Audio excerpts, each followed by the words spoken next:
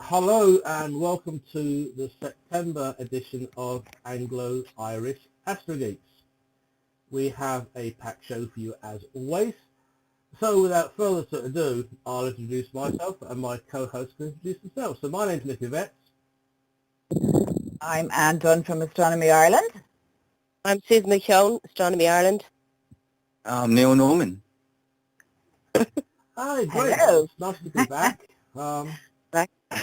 Yes, I've been following the Astronomy Ireland Facebook group. It's been fun.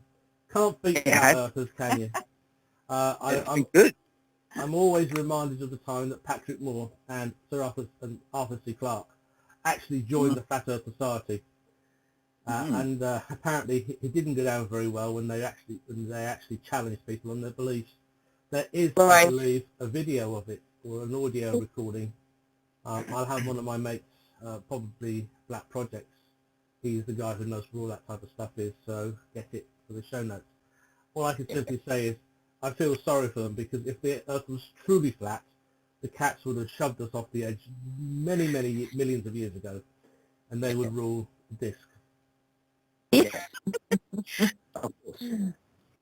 Yeah. So anyway, with that, let's get on. We do have a special guest, and I'm keeping an eye out for her to come up on Skype. So we have our show notes, courtesy of Anne. Thank you, Anne. Thank you, Anne. Thank you. You're welcome. Do you want to kick it off? Kick off. Okay, so what to see in September skies? Well, you probably noticed Jupiter and Saturn have been very bright over the last couple of months. They were at opposition in August, which means they were the closest to us, and they appeared bigger and brighter, so you probably have noticed that. They're still there, but they're quite low in the south. But if you have a look around midnight in Capricorn, you should be able to see them. They're still, I mean, Jupiter's always pretty bright anyway. No sign of Mars at all, but you could catch Venus just after sunset, but it's pretty hard to see. Uranus is just about visible with binoculars as the month goes on. If you try using a star map such as Google Sky Maps, maybe have a look, because you need something to point you to it, really. It's too hard to find. Last Christmas I saw it because it was near the moon. It was easy to spot. But some people can actually see that with the naked eye. But then the last planet is Neptune, which is a bluish blob in the sky, but you really do need binoculars, or really even a telescope, actually. Saying that, Anne, sorry for interrupting. Yeah. One of the best ways to actually find it would be to go to thelivesky.com. I do use this site an awful lot for my comet imaging, and actually it does have a comet near it. 67P is actually in that general vicinity as well. So if you've got really good telescope, and it's going to be a telescope because it's magnitude 11 or 12, so it is fairly faint, you would need that to see the comet, but you would also be able to see Uranus in the same field of view. Oh, nice one. Thank you for that. Cool. Very good. Yeah, because it's just so hard to find, you know, like if you have a pointer like the moon, it makes it so easy, and you can see it then with your naked eye. Not Neptune, but Uranus, you know. Yeah. So I'm just, for the different days that things can be seen. Friday, the 17th of September, the moon will be quite close to Saturn, which is 8.52 astronomical units away from us, which is twice as far away as Jupiter, which is probably how it looks fainter than Jupiter all the time, because it's much further away. Then the next day, Saturday, September the 18th, the moon will be close to Jupiter. So you got to, well, both nights you got a chance to see the moon close to both of them, really. Then the full moon is on Tuesday. It's Monday, Tuesday, September 20th, 21st. And they call it the harvest moon, obviously, because the crops are ready at this time. And then the following, Wednesday, September the 22nd, is the autumn equinox, when the day and night are of equal length. And they're both kind of good times to look for aurora.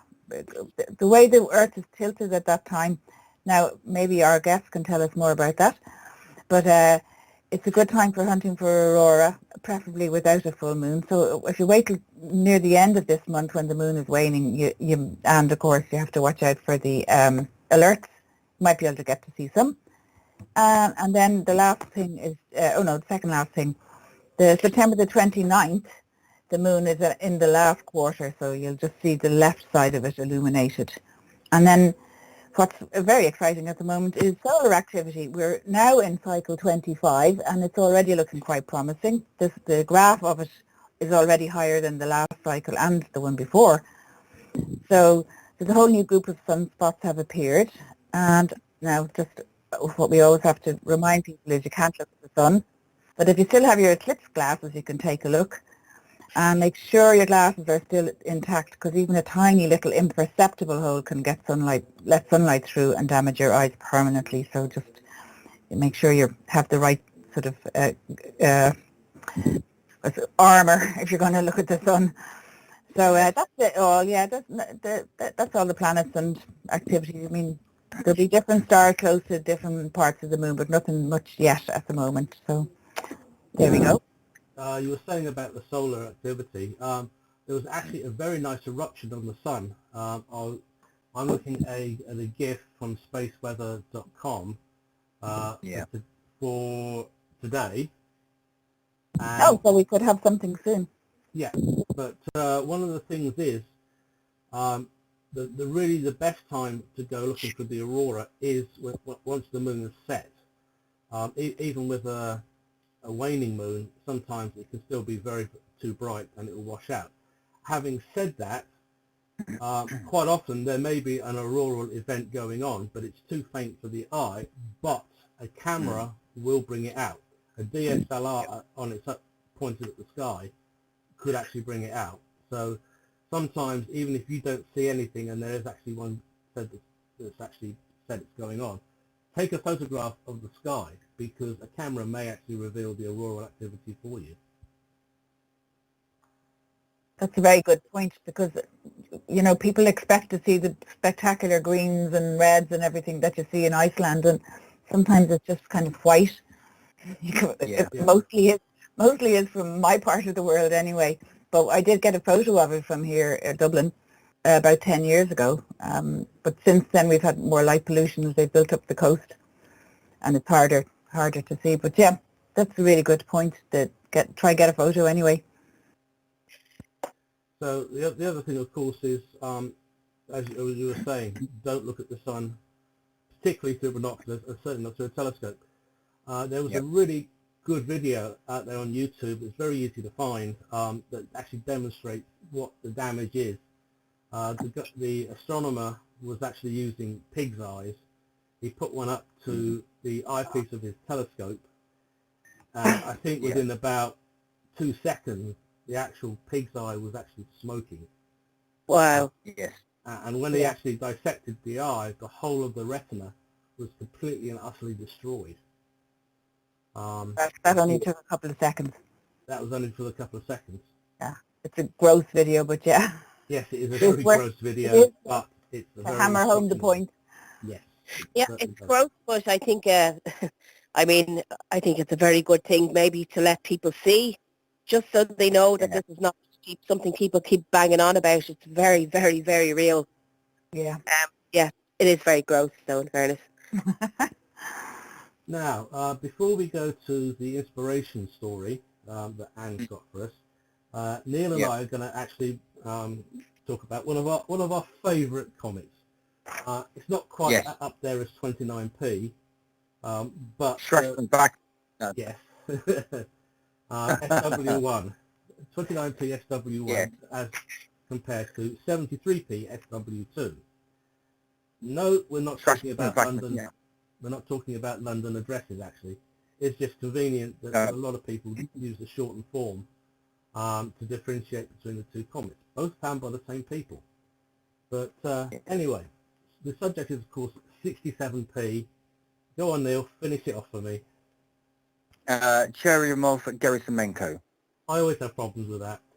So, actually, I think it was last year, it looks like 67P got off a little bit too close to Jupiter. And It did. indeed it did, and it may have actually caused some disruption in the comet, because suddenly we were all busy imaging 67P because its coma and its tail has become very, very odd. Yes. The coma's elongated itself, and there is a distinct kink as being different to a disconnect in the tail. Yes. Now, I'm just trying to remember, I think it's done perihelion, hasn't it, Neil? No. Perihelion is in November. Ah, okay, thanks. Yeah, I wasn't sure. There's just so many comets out there, and I've got about 8 of them on my mind at the minute. Yes. And 67P, I actually started looking at it a few weeks ago, and then, of course, all the hoo-ha over what's going on with the actual coma kicked off. So we are using every means possible to actually monitor the comet. And I was speaking to one chap on Twitter about it, and it's like, this is a comet we really need to be imaging, because it's odd. Now, obviously, we all remember at 67P as being the space rubber duck comet. Yeah. Now, what has happened, we don't know. Has the head disconnected from the body after its passage past Jupiter? At the moment, we just don't know. Unfortunately, we don't have any assets in place to give us a really close look at what's going on, which is, I think, is kind of the sad thing. We don't have Rosetta available. If it had still been there, maybe it could have told us an awful lot more about what is suddenly happening to this comet. Oh, for sure. Yeah. Just looking at one of the false color images of this comet, it is very, very unusual for the changes that have been seen in the coma and nucleus to happen, and it was certainly not expected to happen at 67P. But No. then again, Jupiter does funny things. It can either be your best friend in the solar system because it devours comets, or it will change the orbit and kick it right into the inner system, or it could even cause the comet to shatter, which was what happened to Shoemaker-Levy 9 before Jupiter claimed the fragments as impacted. Yeah, that's right. I'm going to stress... But we got... Sorry, no. So I was going to say, it passed Jupiter in 2018 at a distance of 0.35 astronomical units. There is another theory why the comet is looking bizarre at the moment. Been doing a bit of work on it today, and it may make sense. It may not be relevant at all, but because a lot of the images are being because it's a morning object at the moment, so people are getting the comet images at around about the same time every day. Well, the comet has a rotational period, the nucleus, of just 12 hours, which means in the 24-hour period it's gone round twice. But essentially, when you look at it at roughly the same time each day, you are looking at the same illuminated part of the nucleus that was there the day before, or the day before, or the day before, as you can imagine. But because it's a lobed object, they are thinking that maybe that is the reason why, because we're looking at one active area on the lobe, and it could be just that's spraying out. There's a very good image by Francois Kugel, I believe, and he got an image that showed the actual jet activity. There's two very active jets. One is more typical, where it's coming out and then going backwards to make the tail. But there is one very strange jet at the front of the nucleus that is coming out, and it looks like like a witch's twisted finger. It doesn't look right. It looks very bizarre. So something very strange is happening. Just a question. It's going to be well placed for observation for binocular viewers as well in the coming months too. It's going to be quite high for the northern hemisphere, and actually this is going to be the best chance we can visually see it in our gardens until 2067. This is the closest approach it will get to Earth until 2067. So everybody should get out there and keep an eye on this thing until perihelion comes. Well, saying that, there's also the risk with this perihelion. If there is a disconnect in one of the lobes, it could become a very spectacular object indeed, because then we would have two comets, and I think it's been Like quite a while. Venus Comet. Yeah, like Biela's Comet. That's actually what I was thinking of. And of course, Yeah. I seem to remember that didn't Swift-Tuttle. Okay, sorry about that. We had a slight problem with the technology here. What were you saying there, Neil? We were talking about splintering comets, and you mentioned Swift-Tuttle, and Hale-Bopp had and I think Hyakutake did too. So really, what we could be looking at, a very spectacular splitting of the nucleus, and if it is the actual lobes are parting company, we might get two very interesting comets in our skies as it comes back from around the sun. Yes. And of course, what we've got to remember is, as the close approach to Jupiter was only 2.5 years ago, the lobes would not have moved that far apart. So, it wouldn't be that obvious at the moment because, as I said, the comet is now just over half an astronomical unit away from us and about 1.3 astronomical units away from the sun, roughly, if I have got that right. But so, yeah, from our viewing geometry, they will not look like two comets yet. So we wouldn't necessarily have a clue until a few more weeks down the line. Well, where will we be looking in the sky for this, guys? Could you tell us, not so well up common people? Well, at the moment, we're looking in. I'm just pulling up my planetarium because it's in the morning sky, isn't it? Is it in sort of like Cancer sort of area, isn't it? Or is it, no, it's in Taurus. Taurus. Yeah, I knew it wasn't far away from there, but yeah. But the observed magnitude is 12. Estimated is 11.7. That's the estimated one is from JPL. Yeah, they're very hit and miss. Yeah, they do get that wrong quite a lot. But if you look at there's and I'll have to share this with Nick because I cannot remember the name, but I've got it on my phone. There's an astronomy page. I think it's Portuguese, Spanish, that sort of thing, and they do great sets of data, Afro data, or the dust production data. And they also do the water production of the comets as well. They've got these clever chaps who can do this out there. And if Nick will put it up, you'll be able to see that the dust production has shot up dramatically in the last 3-4 weeks. I mean, I think it's 148 tons per second of dust has been released, and about 116 tons of water is being released per second. And it's not normally that active at this distance at this time before perihelion. So something's happening for sure.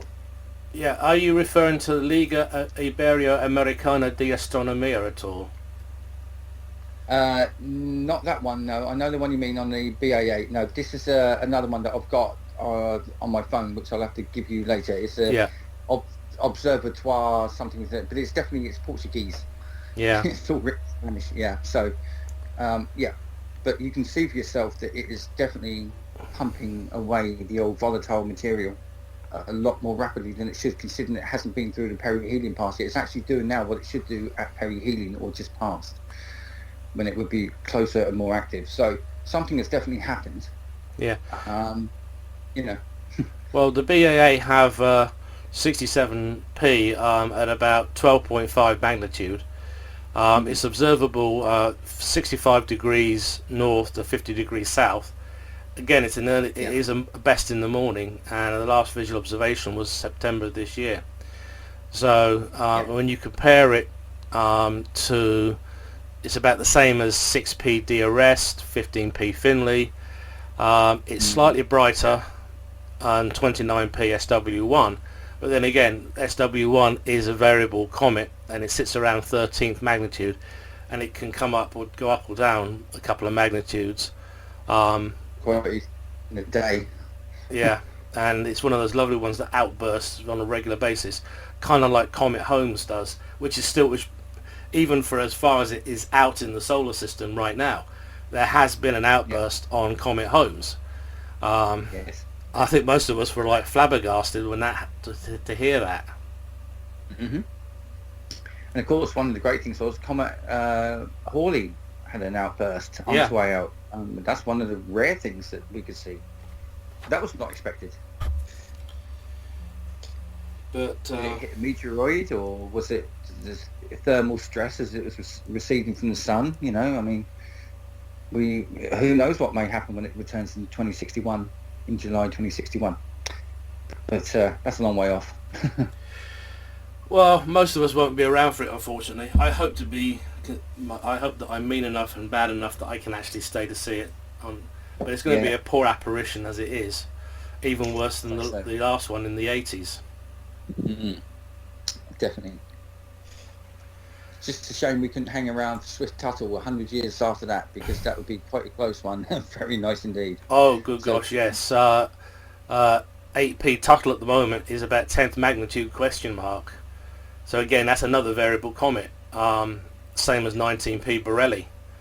That is at the 12 magnitude comet. Again, it's got a question mark against the magnitude, because this goes in and out of outburst and keeps us on our toes, so to speak.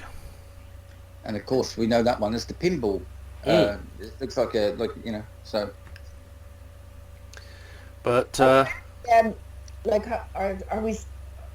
all the comets discovered now that are coming in, or do we get new ones that we haven't noticed yet? Oh, there's been several discovered this week. Must send out congratulations to David Rankin, for example. He's now got a periodic comet that's just been found this week and named, and another couple of others periodic comets have been discovered this week. Yeah, they've been found all the time. By amateur? No, David works for, and so does the other guy. I think it's Casper Verikos, I think it is, Nick, who got a bagged one. They work for Catalina. Oh, right. I mean, blimey, talking about amateurs, I guess the last amateur one was it was your favourite one, Nick, the Japanese one that was found in the morning sky very close to the sun in twilight. And I've forgotten his name. I've drawn a blank. The comet that you chased. Nishimura. Nishimura. I keep thinking Iwamoto, but no. Yeah, Ishimura. Yes. All right. I was reading a book recently, and they were saying like this, because there's so many telescopes that are all automated now and searching the whole sky, that it's harder for amateurs to find anything really. Before. Well, see, as I said, the clue was in a bit. I just now said he was going very close to the sun in twilight. Big people can't go anywhere near the sun at all because it just messes up their equipment. So that's where people like Mr. Borisov and Iwamoto and they look there as close to the sun as they dare, which nobody should do if you're not an experienced observer, I hasten to add. So please, nobody do that at home if you don't know what you're doing. Yeah.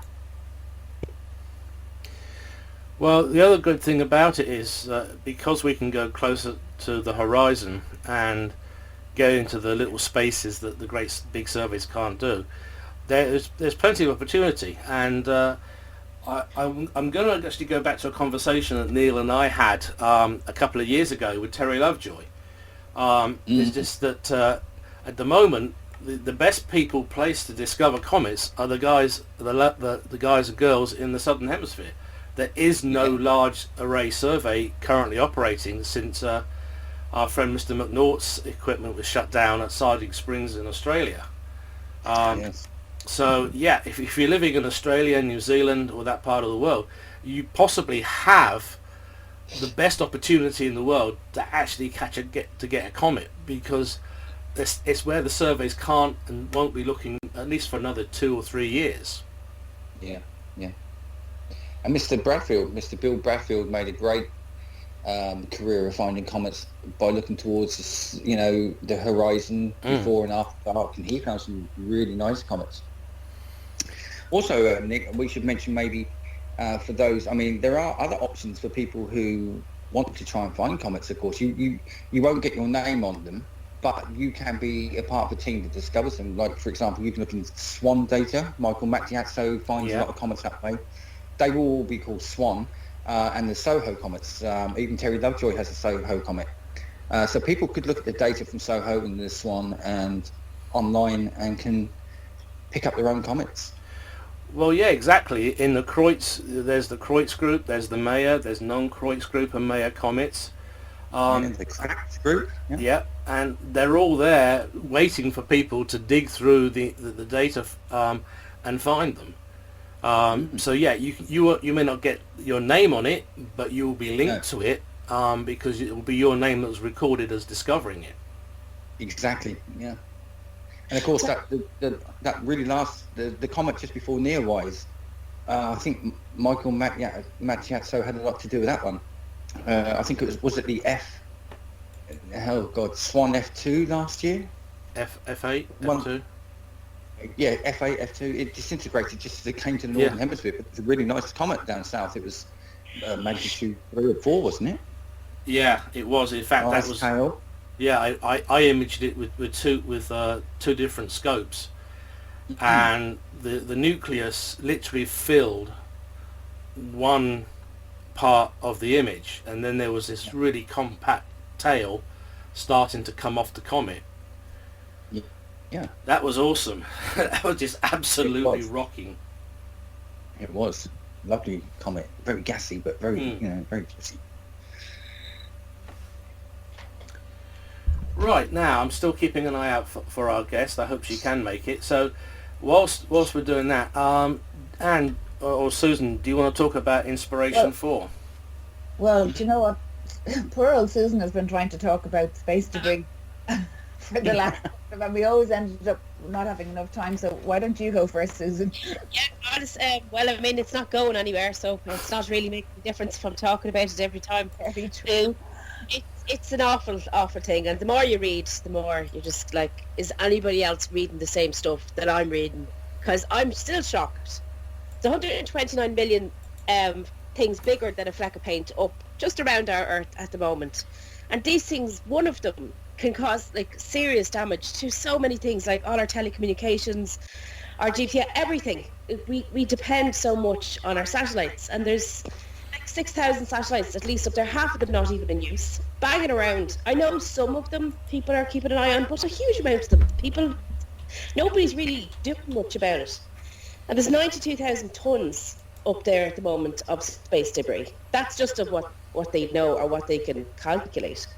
But I find it frightening, as much as kind of weirdly fascinating. I mean, some of the stuff is left up there on the moon that they have left there on purpose for just to see how it does in space, to see the effect stuff has in space. But also they've left stuff on the moon for space tourists in the future to just go and have a look at. Which I'm like, okay, right, but all of the removal things they keep coming up with are harpoons and lasers and a large net and the big claw. And all of these would have to be disposable too. And then you'd need so many of them. You're causing more. I don't think you're anyway getting to help the problem or make the problem less. But it's and then there's the Kessler effect, which Donald J. Kessler was speaking about this in 1978, and it's now 2021, and it's happening, and it's not like we didn't know or this wasn't foreseen. This was in the NASA. It was an article in NASA in 1978. He wrote this, and he was talking about it even before then. So I don't know. It's a very, very, very scary stuff. And there was a large, I think it was the Columbia had a large problem there only about a month ago. Did anybody else read about that? They had a large damage. I believe there was some to the ISS. Yes. But the ISS is lucky in the fact that it has top fuel tanks, so it can actually move its orbit.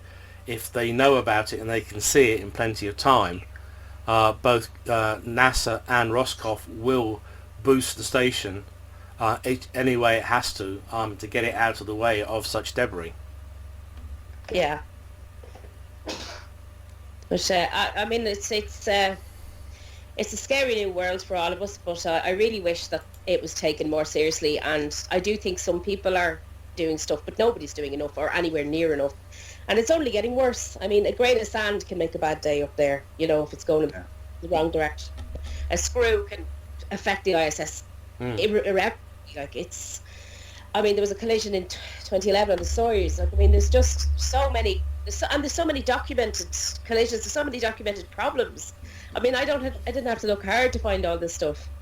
But again, I do think it's overlooked, and it's very much, well, somebody else might do something about that, and well, nobody is. We're moving forward, but with all sorts of different projects and programs, but we're still just creating trouble for ourselves to move forward with these projects in the future.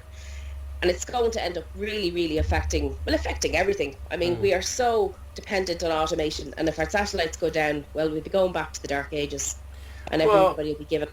That's not strictly true. We just have to get used to terrestrial television again. Our mobile phones are all terrestrial based. The satellite industry is very resilient in the fact that once they've figured out what caused what and the mess has been cleared up, they can put new sats up. It just means we'll lose stuff like Sky TV. There's always going to be Freeview anyway. That's terrestrial based.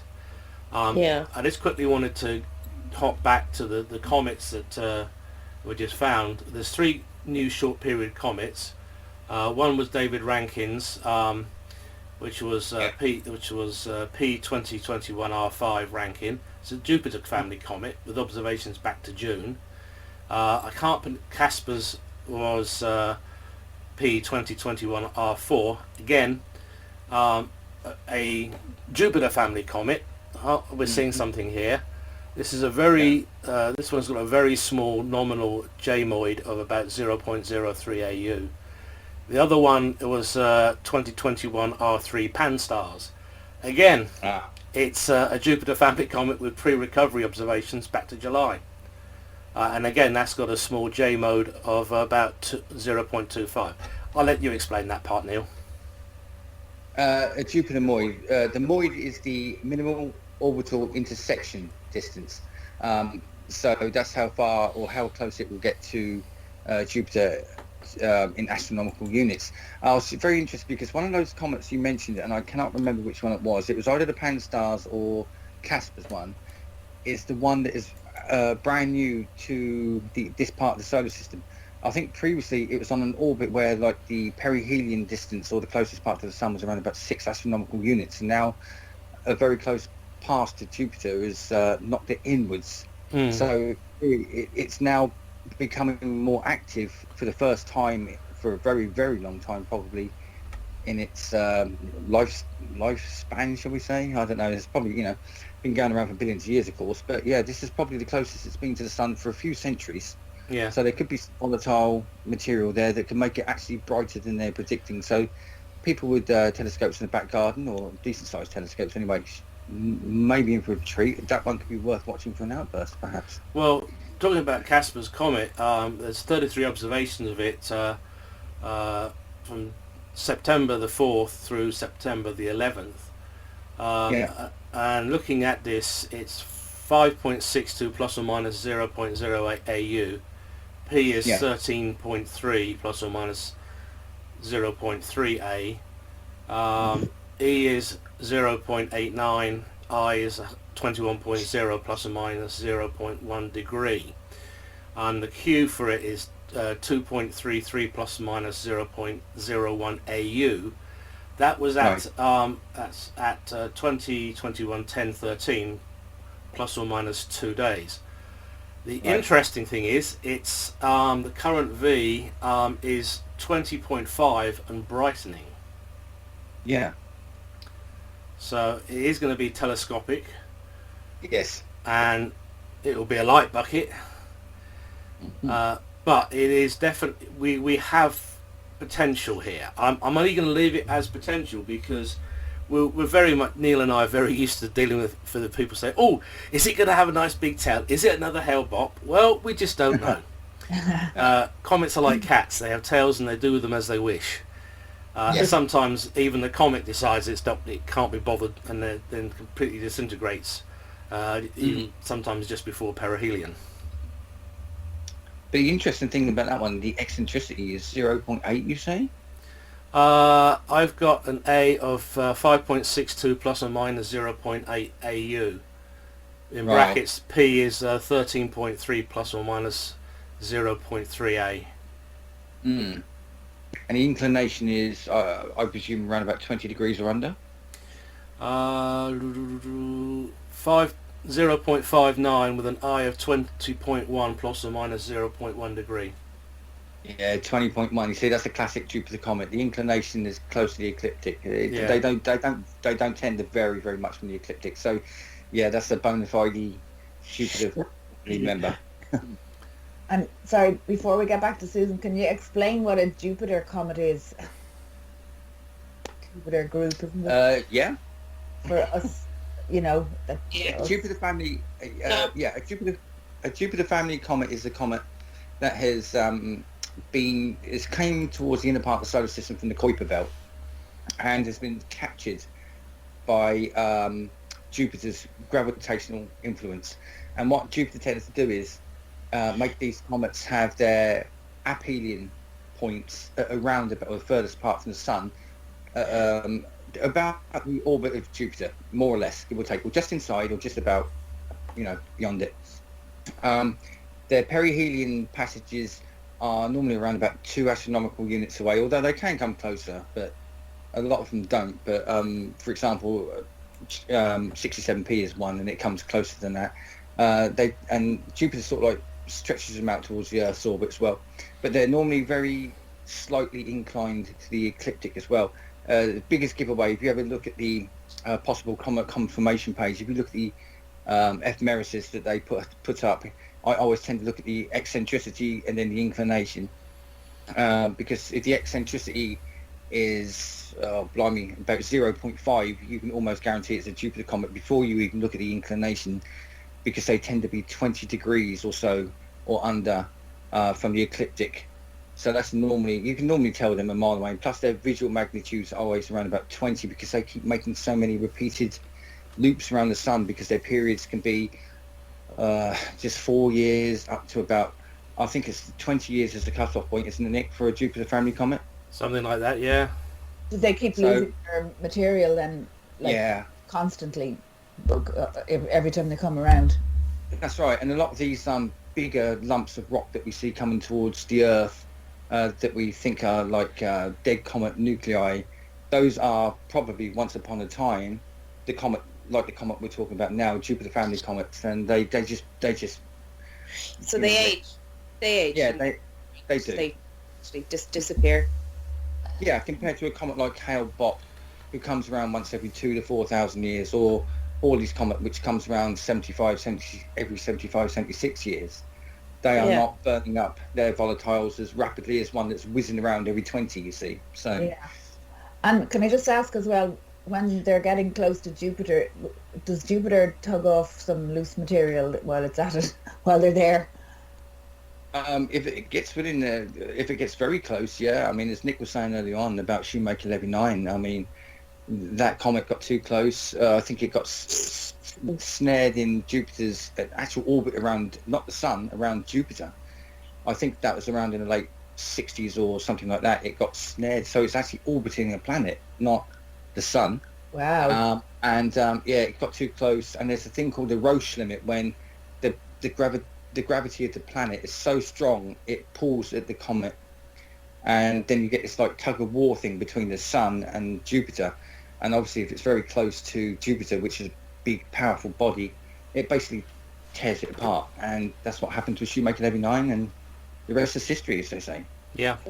The biggest wake-up call that the world ever really had, because that was possibly what happened to us in the early Earth history, and it certainly was possibly a comet nucleus or a comet fragment at Tunguska in Siberia, and obviously the real big one was a piece of meteoric material at Chicxulub, and the fallout from that was actually the end of the dinosaurs and the rise of mammalian life.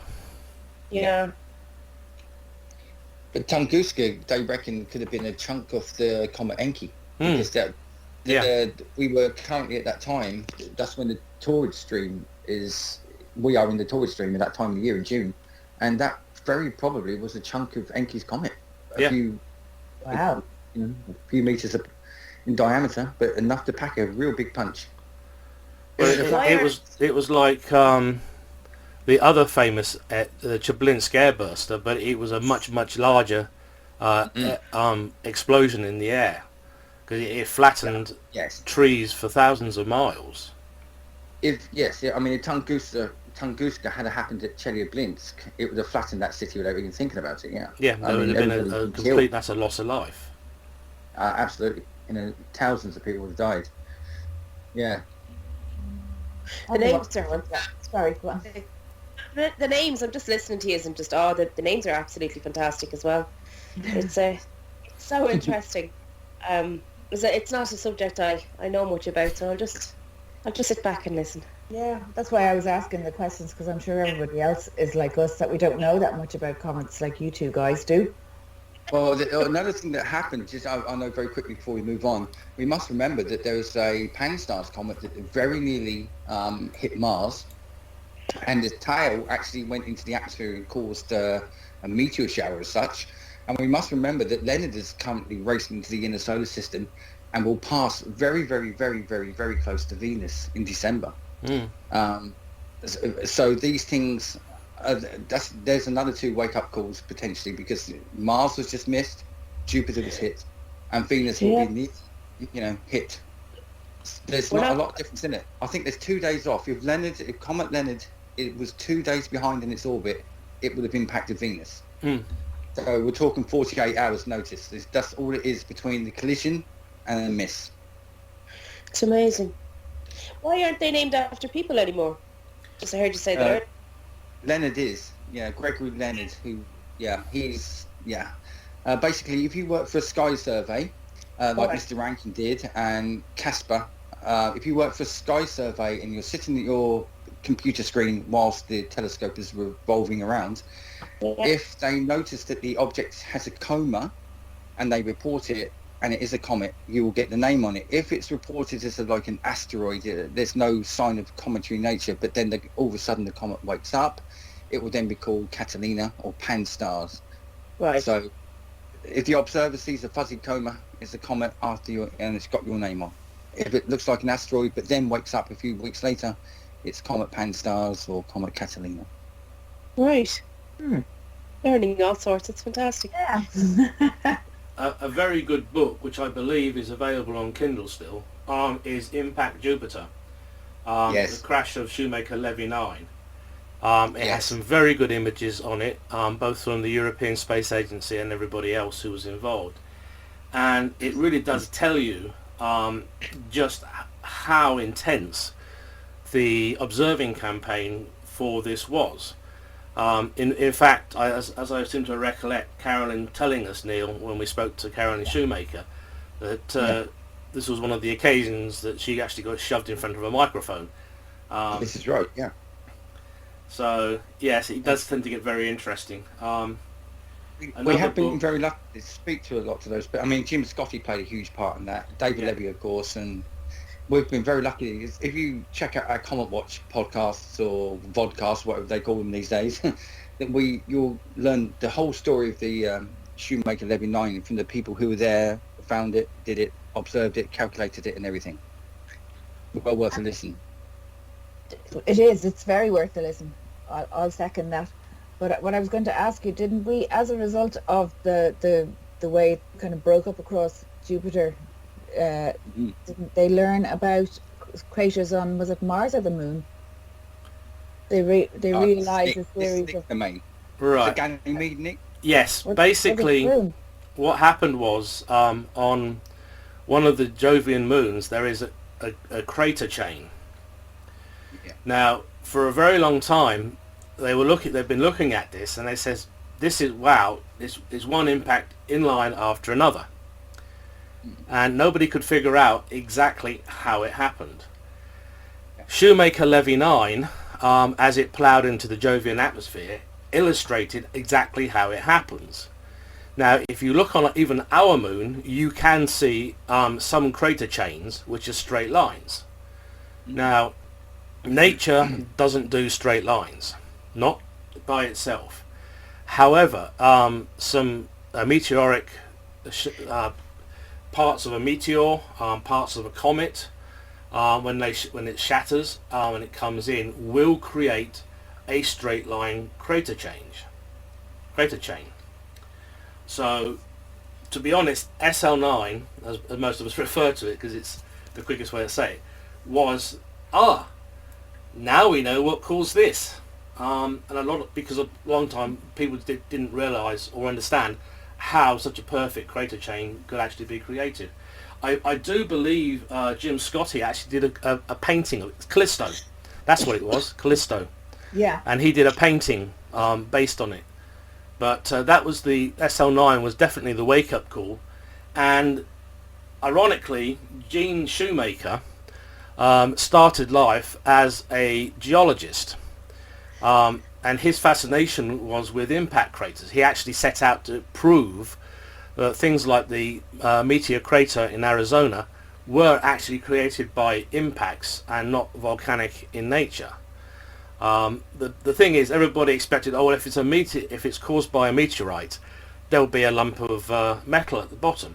No, because as it plows through the atmosphere, this fragment is heating up. And when it actually impacts, the actual metal, if it's an iron meteorite, actually completely vaporizes in most cases. You might find some shrapnel downrange, but that's it. You're not going to find an actual piece of material embedded in the middle of a crater or just underneath the surface. It doesn't happen that way. Another book to look for if you're really interested in the subject is Shoemaker by Levy.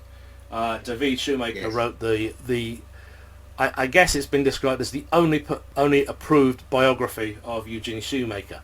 Eugene also cut his teeth in on the Ranger probes to the moon.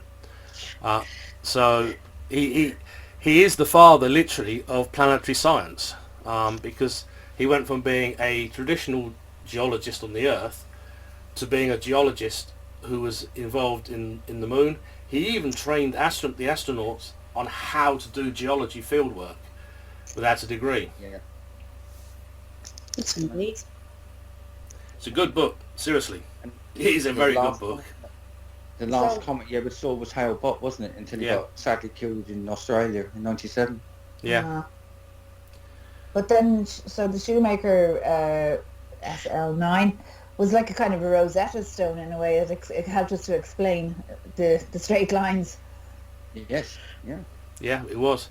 As I say, we've talked about it theoretically for such a long time, and when it finally happened in a way that we could actually observe it, they actually pulled the Hubble back online. It wasn't supposed to be available, but they ditched a lot of the pre-tests and alignment testing they were going to do to actually have it looking at Jupiter as some of these fragments slammed into the planet. And yet again, Hubble was coming out of refurb at the time of the Weasley impactor on Jupiter again. This time it was a piece of meteoric material, but it was still quite an impressive mark on the Jovian atmosphere. And then Chris Goh very quickly afterwards found his own impact on Jupiter, and it's still going on today.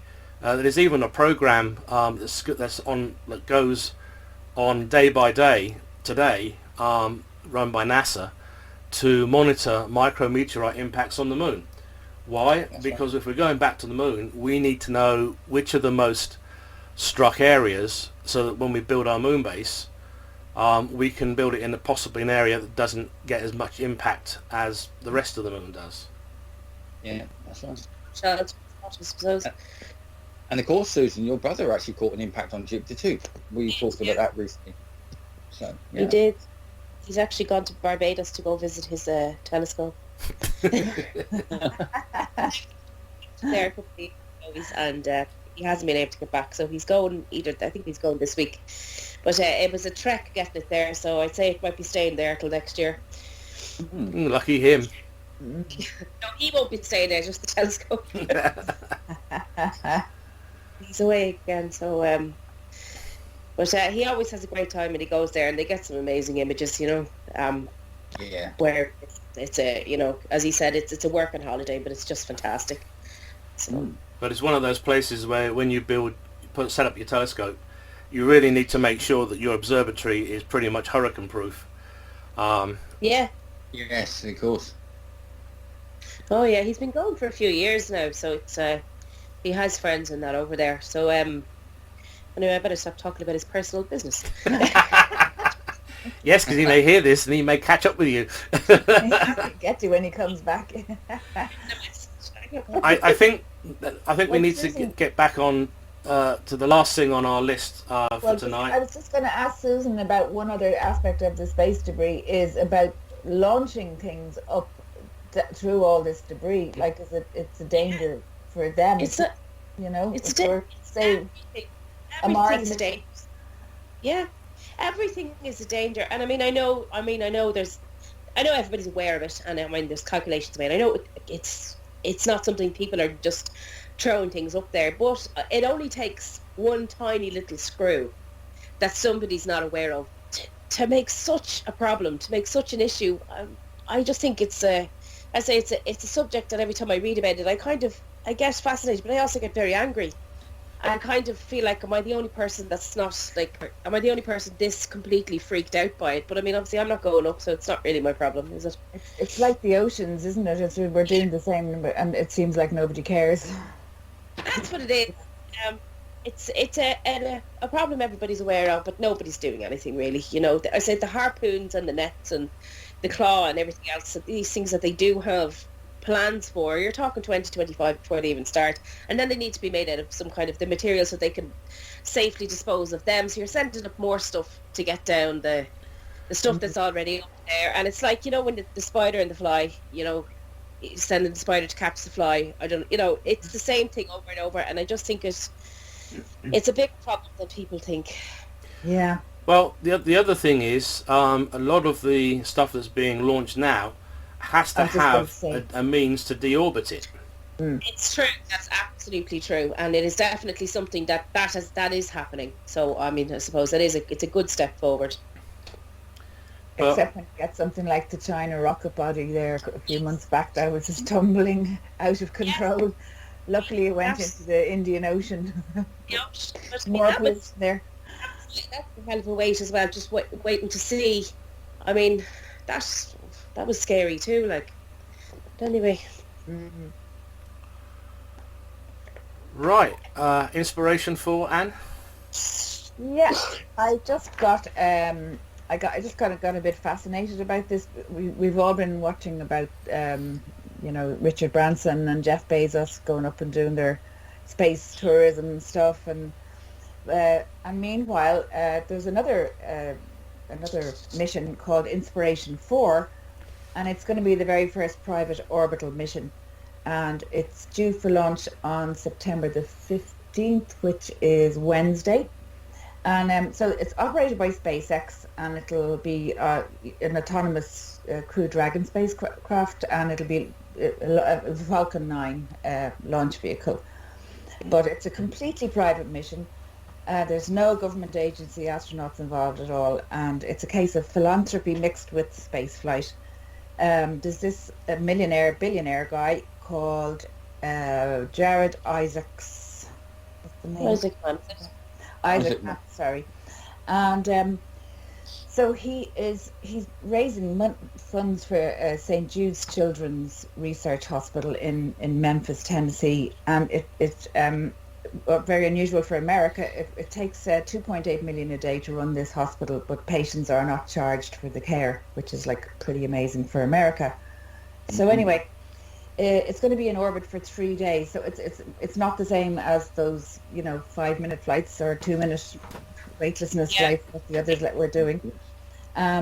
So it'll be the same inclination as the International Space Station, but 120 kilometers above it.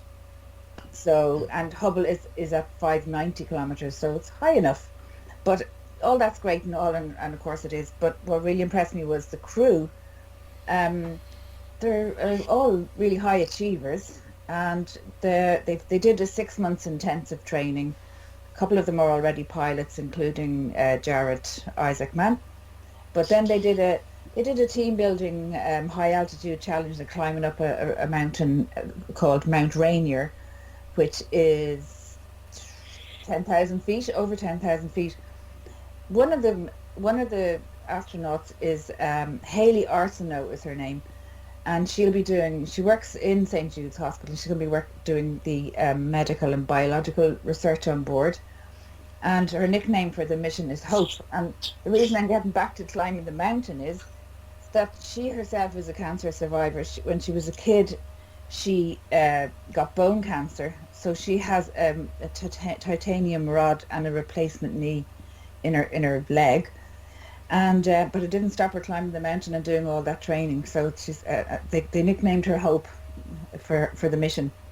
So then the pilot is called Sean Proctor. That's SIAN, so it's a woman, and she's a geoscientist, academic, businesswoman, poet, and artist, and a private pilot. So, and she got in by they ran a sort of a competition for customers to use. Jared Isaacman has a company called, what's it called? Shift4. It's a payment processing company. Yeah, so he got people to set up companies on it using it, and then they kind of were in a raffle, and then she wrote a poem introducing herself, so that's how she got in. And then her father, she had wanted to get in before because her father worked in NASA, and she was a finalist for the 2009 NASA astronaut program, but she didn't get any further, you know. And then the last one then is Chris Zimbroski, and he actually won it in a raffle basically. Now, but he previously served in the Air Force, so he'll be the flight engineer for the mission. And he didn't he donated, and that's how it was. It was a sort of more like a lottery, but you had to donate to be in it. So 72,000 people entered. And they raised 113 million for the hospital, so that'll keep it going for a few weeks anyway. Yeah, 2.8 million. Yeah, so the crew they won't be needing a docking mechanism this time. It's on the craft, so it's being changed for this mission to a reinforced glass dome. So they'll have a cupola. That means they'll be able to have some fantastic views. And the crew itself, if you want to have a look. They featured on the cover of Time magazine, and Time magazine have partnered with Netflix to produce a 2-part documentary called Countdown, Inspiration 4, so it's number 4, Mission to Space. And I think I haven't seen it yet because I only read about it, but it sounds like something could be very interesting to look at. So it wasn't so much the mission as the people involved I thought were really inspirational. And the name Inspiration 4. So that's my take on it. Not your typical crew, but they're absolutely amazing. Just from what I've read, every single one of them has a different kind of special set of skills. Yeah. Yeah, and stories. Yeah, it was because John Hackett, who's our space flight correspondent for the magazine, it's normally all technical stuff, and he sent me this month's story, and this was part of it. Yeah. And then I thought, God, they sound really interesting. So I looked them up more, found out more about them. I couldn't believe how talented and, you know, how much they've done. They're amazing. They're so diverse as well, and I mean, just the stuff they've even had to do to even get a seat, like even the lottery, and also then making up the company that the lady had to make up. She sold her artwork. Yeah. Yes. It was a mixture of luck and hard work and graft and everything, you know, or surviving cancer, whatever. It's just amazing, you know. So yeah, that's what I thought now. Great. Well, we're actually at the hour marker tonight, so I think this is probably a very good point to probably say good night. So from me, it's good night, and from the Skype night. Oh, sorry, no, Anglo-Irish Astro Geeks. Yeah. Well, lovely to talk to everybody, and see you again next month. Okay, thanks everybody, and good night. Yes, good night, me. Night all. Good night all. Night all.